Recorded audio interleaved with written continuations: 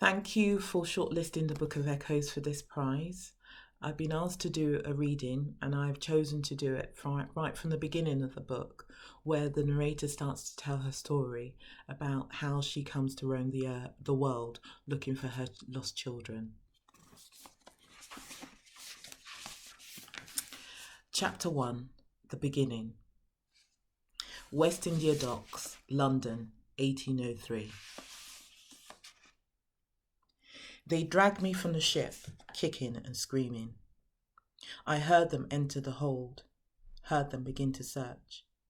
The two voices grew louder as they approached the hole where wind had hidden us. I held my hand over my mouth to stop the nausea, the other over my heart to calm its beating. Felt the dead boy beside me. Smelt him, cowered downwards, deeper, towards the spot where I could feel a little breeze coming through. I prayed then for freedom, for wind, for our precious belly, for the dream that wind had forced me to believe in. Then I heard someone walk off, heard his footsteps die away on the deck, heard the other follow. My heart lifted. But then he stopped, paused, as if he was having one last look around, sniffing the air, and turned right around. His footsteps became louder as he drew closer. He jerkily shoved the barrels aside, kicked the board covering the hole, bent down low, peered in. His eyes glittered. I screamed. "In here!" he called. "Quick!" He reached into the hole and grabbed hold of my arm, my dress, my ankle, pulled me feet first out of that hole. I shrieked, felt the pain as my precious belly dragged against the sides of the hole, knocking my head. I clung to the edges for dear life, felt the pain as he yanked harder at my ankle. Then he dropped it, came over to bend my fingers back, and I kept crying, "No!" as he loosened my grip, before dragging me out by my collar, along the deck, up the stairs, each step striking my belly, my head. I felt the splinters in my palms sting as I tried to resist, tried to get a grip. Felt the cold night breeze on my face as they hauled me out onto the top deck, down the gangway, before smashing me and our belly against hard cobbled ground. The pain shot through me, and I emptied my stomach of the little I had left in it.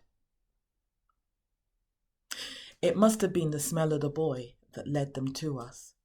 The gangrene had got him the day before.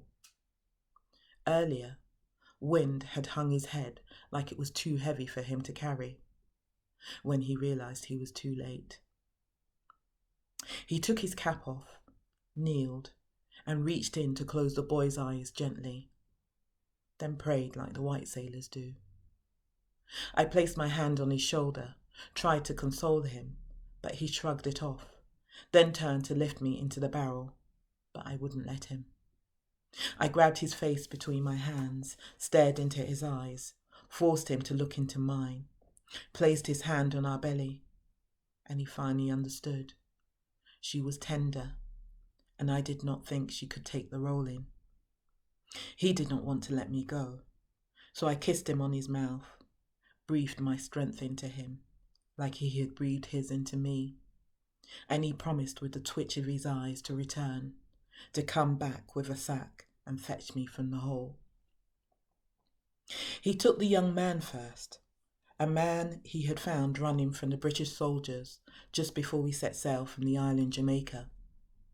He rolled him off the ship onto the docks like it was a barrel of rum, and he, the young man, disappeared into the London night, finally free from the plantation where he was born, swallowed among the black poor of the East End. Wind saw him safely on his way, left him in the hands of folk in Canning Town, and as promised, turned right around to get me. There was 3 of us he had tried to save. The boy, the man, and me. 4 including our belly. Outside by the docks where they had thrown me, I tried to crawl away from the voices shouting above me, but the pain from my belly pierced me, and my body convulsed with nausea, but gave up nothing. I heard more voices surround me, and as I looked upwards from the cobbled ground, the crowd parted to reveal a man who descended upon me like a white-headed eagle, dressed in layers of black cloth, his hair as wiry and white as cotton. He held a flaming torch in his raised hand and a stick in the other. I cowered away from the devil, tried to crawl with one arm towards the dock waters, holding our precious belly with the other, but he would not let me. He shoved my shoulder hard with his stick. I fell backwards, landed flat against the hard cobbles. I looked up at the night sky, at their angry white faces peering down at me, and wondered why I had come to this hell. "Stowaway, sir. I saw the Negro, James Jones, rolling a barrel off the ship, sir." "James Jones?" "Yes, sir. You know, the sea hand. They call him Wind. Tall, sir." Yes, I do. "I was coming out of the alehouse, sir. Saw him rolling an empty barrel off the ship, and something about it seemed strange. So I went investigating, sir. Found her and a dead Negro boy, sir." "Where's the sea hand now?" "Don't know, sir." "Paul, send out a search party. Find this Negro." "Yes, sir." "Search the docks." "They say he resides in the East End, sir, maybe Canning Town."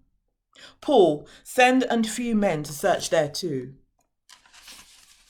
"Yes, sir." "Sir, what do we do with the Negro woman?" "Put her in the well-house. We can deal with her later." And I felt a wetness soak my clothes. Tried to look down at our precious belly to see if she was all right, but I could not. So I lay upon that cold ground, fighting to breathe, for the life within me was our hope, the only choice I had made since being taken from my homeland.